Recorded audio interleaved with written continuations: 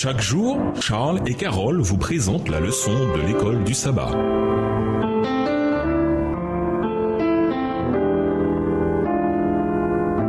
Bienvenue à votre émission Dieu nous parle. Voilà la leçon de lundi, une vision spirituelle floue. Nous n'avons pas besoin de la Bible pour nous enseigner cette vérité évidente. Les soucis de cette vie et ses richesses sont temporaires. Ici, tout est éphémère.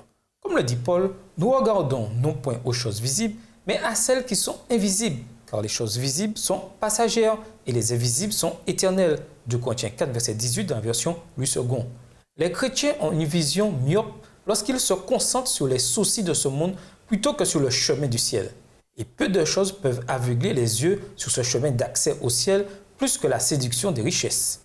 Hélène Keller, qui était aveugle, a déclaré « La personne la plus pitoyable au monde est celle qui a une vue, mais qui n'a aucune vision. » La Bible est pleine d'exemples de gens qui voyaient, mais qui étaient en effet spirituellement aveugles. Certains aiment ce monde tellement qu'il engloutit leur amour de la vérité. Quand leur trésor ici augmente, leur intérêt pour le trésor céleste diminue.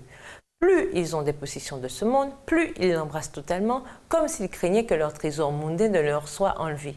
Plus ils possèdent, moins ils ont à donner aux autres. Plus ils amassent, plus ils se sentent pauvres. Oh, la séduction des richesses! Ils ne verront et ne sentiront pas les besoins de la cause de Dieu. Extrait tiré du livre Spiritual Gifts, écrit par Ellen G. White, le volume 2, à la page 267. La vision spirituelle floue met le salut éternel en péril. Il ne suffit pas d'avoir Jésus en vue. Nous devons fixer notre regard sur lui. Lisons Matthieu 13, et versets 3 à 7 et 22. Contre quel danger Jésus nous avertit-il ici?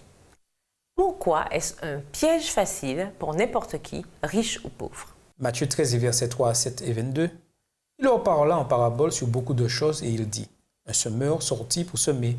Comme il semait, une partie de la semence tomba le long du chemin. Les oiseaux vinrent et la mangèrent. Une autre partie tomba dans les endroits pierreux, où elle n'avait pas beaucoup de terre. Elle leva aussitôt parce qu'elle ne trouva pas un sol profond. Mais quand le soleil parut, elle fut brûlée et sécha de racines. Une autre partie tomba parmi les épines. Les épines montèrent et l'étouffèrent. Verset 22. Celui qui a reçu la semence parmi les épines, c'est celui qui entend la parole, mais en qui les soucis du siècle et la séduction des richesses étouffent cette parole et la rendent infructueuse. Tout d'abord, Jésus nous met en garde contre les soucis de ce monde. Matthieu 13, verset 22. Jésus sait que nous avons tous des soucis, notamment financiers. Les pauvres s'inquiètent qu'ils n'en ont pas assez. Les riches s'inquiètent de la prochaine chose à acquérir. Nous avons juste besoin d'être certains que nous n'arrivons pas au point où ces soucis étouffent la parole. Matthieu 13, verset 22 dans la version Tob, dans nos vies. Deuxièmement, Jésus nous met en garde contre la séduction des richesses. Matthieu 13, verset 22 de la version Louis II.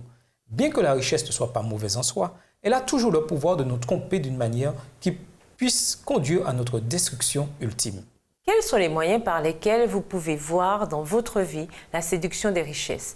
Quels sont les choix pratiques que vous pouvez faire pour vous protéger contre cette supercherie? Au revoir. Et à demain si Dieu veut.